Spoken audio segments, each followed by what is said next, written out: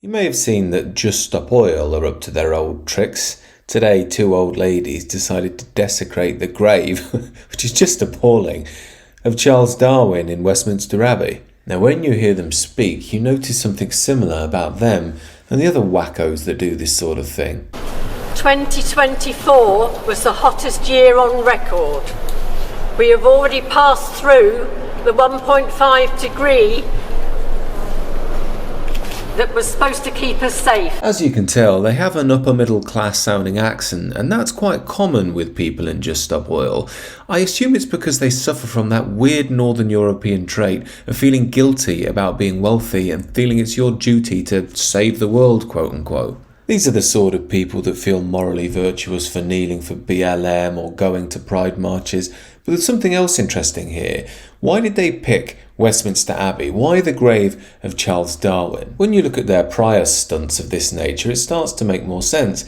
Here are some absolute cretins blowing orange paint over Stonehenge. And here are some younger cretins. They're throwing soup over Van Gogh's Sunflowers, located at the National Gallery in Trafalgar Square, London. Now, each of these areas they've chosen to attack are rich in the Anglo and European Western tradition. They are our religious and cultural centres. They mean a great deal to us. Now, I'm sure these loons would say, well, we know the symbolic value of these places. That's why we have to do what we have to do. We must make the maximum effect that we can. Yet in this day and age, we all know that's not actually true. For instance, I think you'd cause a lot more controversy and get a lot more attention for your cause if you decided to spray paint in big orange letters "Muhammad was a PDF file" on the East London Mosque.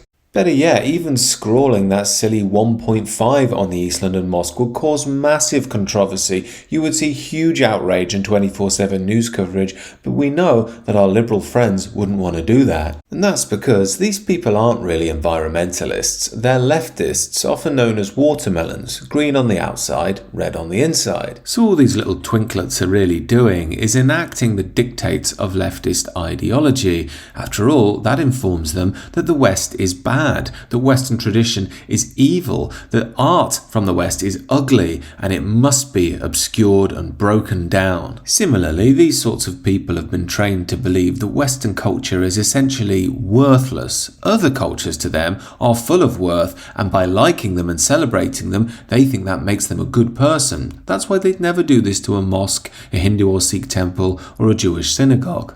So in essence, this is less to do with environmentalism and more to do with narcissism.